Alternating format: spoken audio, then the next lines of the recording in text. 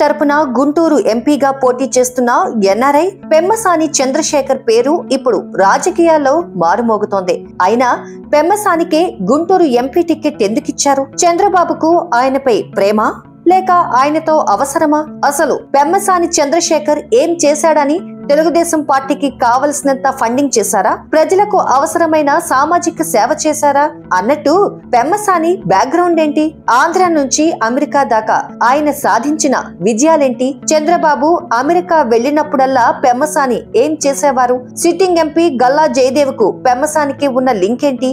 Super star Mahesh Babu ఫ్యామిలీతో చంద్రశేఖర్ కు ఉన్న రిలేషన్ ఏంటి? ఇంతకీ ఎంపీగా బరిలోకి దిగుతున్న పెమ్మసాని చంద్రశేఖర్ గెలిచి ఆంధ్రాలో ఉంటాడా లేక ఓడిపోయి మళ్ళీ అమెరికా వెళ్లిపోతాడా? ఇలాంటి విశేషాలన్నీ తెలుసుకునేందుకు ఈ వీడియోను చివరి వరకు చూడండి. స్టోరీలోకి వెళ్లే ముందు మా ఛానల్ ను సబ్స్క్రైబ్ చేసుకోండి. ఇప్పుడు పదే పదే ఎన్ఆర్ఐ అంటూ చెప్పుకుంటున్న డాక్టర్ పెమ్మసాని చంద్రశేఖర్ సొంతూరు తెనాలి మండలంలోని బుర్రెపాలెం. 1976 మార్చి 7న పుట్టిన పెమ్మసాని చంద్రశేఖర్ తల్లిదండ్రులు సువర్చల శాంబశివరావు. చంద్రశేఖర్ కు ఒక సోదరుడు రవిశంకర్ ఉన్నారు. వారిది మధ్యతరగతి కుటుంబమే. ఎలాంటి హంగులు ఆర్భాటాలు లేని సాధారణ జీవితం. మున్సిపల్ హై స్కూల్లో తెలుగు మీడియంలో చదువుకున్న చంద్రశేఖర్ చిన్నప్పటి నుంచి చదువులో ప్రతిభావంతుడే. 1993-94 సంవత్సరం మెడిసిన్ లో స్టేట్ 27వ ర్యాంకు సాధించి ఉస్మానియా యూనివర్సిటీలో సీట్ సంపాదించారు. అప్పట్లో తెలుగు మీడియంలో చదువుకొని ఇంత మంచి ర్యాంకు సాధించినందుకు ఎంతో మంది నుంచి ఆయన ప్రశంసలు అందుకున్నారు. మెడిసిన్ పూర్తి చేసిన చంద్రశేఖర్ పోస్ట్ గ్రాడ్యుయేషన్ కోసం అమెరికాకు వెళ్లారు. పీజీ పూర్తి చేసిన అనంతరం అక్కడే ప్రపంచ వ్యాప్తంగా పేరున్న జాన్ హాప్కిన్స్ యూనివర్సిటీలో 5 ఏళ్ల పాటు టీచింగ్ ఫ్యాకల్టీగా కొనసాగారు చంద్రశేఖర్. అమెరికా ఫిజిషియన్ అసోసియేషన్ లో సభ్యులుగా పలు సేవలు అందించారు. పెమ్మసాని ఫౌండేషన్ ద్వారా ఉచిత వైద్య సేవలు అందించారు. వైద్య బీమా లేక ఇబ్బందులు పడుతున్న ప్రవాస భారతీయులకు అండగా నిలిచారు. మరోవైపు మెడికల్ లైసెన్సింగ్ ఎగ్జామ్స్ కు ప్రిపేర్ అయ్యే తన తోటి విద్యార్థులకు సహాయం చేసేవారు. అదెలాగంటే అప్పట్లో లైసెన్సింగ్ ఎగ్జామ్ ప్రవేశ పరీక్షకు సంబంధించిన మెటీరియల్ కొనాలంటే $5,000 కావాల్సిందే. అయితే కేవలం $20కే తాను ప్రిపేర్ చేసుకున్న నోట్స్ ను ఆన్లైన్ లో అందించేవారు చంద్రశేఖర్. ఆ ప్రయత్నానికి మంచి ఆదరణ దక్కింది. ఆ టైంలో చంద్రశేఖర్ రాసిన మెటీరియల్ కు విపరీతమైన డిమాండ్ ఏర్పడింది అమెరికాలో. తన మెటీరియల్ కు లభిస్తున్న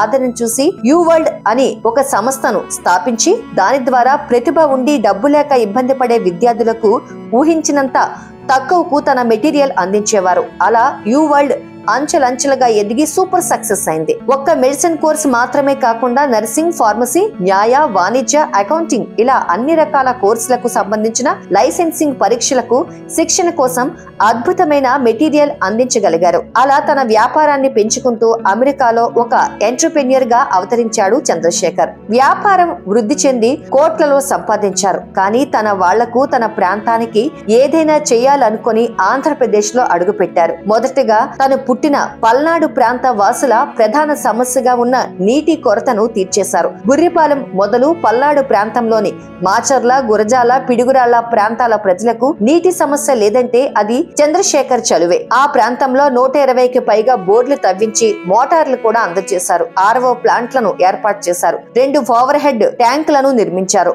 ఆ ఏరియాలో ఎక్కడ చూసినా పెమ్మసాని చంద్రశేఖర్ పేరుతో ఉన్న వాటర్ ట్యాంకర్లే కనిపిస్తాయి. విద్యా రంగంలోనూ పల్నాడు ప్రాంత ప్రజలకు ఎంతో సహాయం అందిస్తున్నారు చంద్రశేఖర్. కార్పొరేట్ సోషల్ రెస్పాన్సిబిలిటీలో భాగంగా తన సొంతూరు బుర్రెపాలెంలో బిఈడి కాలేజీతో పాటు ఇంటర్నేషనల్ స్థాయి విద్యను అందించే వెస్ట్ బెరీ అనే స్కూల్ ను ఆహ్వానించి ఎల్కేజీ నుంచి ఇంటర్ వరకు విద్యను అందిస్తున్నారు. ఈ స్కూల్ ఏర్పాటు చేయడానికి ప్రధాన కారణం అంతర్జాతీయ స్థాయి విద్యా ప్రమాణాలను గ్రామ స్థాయికి తీసుకురావడమేనని చెబుతారు చంద్రశేఖర్. పెమ్మసాని ఫౌండేషన్ ద్వారా ఎంతో మంది పేద విద్యార్థులకు ఫీజులు చెల్లించి వారిని ఉన్నత విద్యావంతులుగా తీర్చిదిద్దుతున్నారు. అంతేకాదు కార్పొరేట్ సోషల్ రెస్పాన్సిబిలిటీ కింద విద్యా సేవలు అందిస్తున్న పలు సంస్థలకు కూడా ఆర్థిక సాయం అందిస్తున్నారు.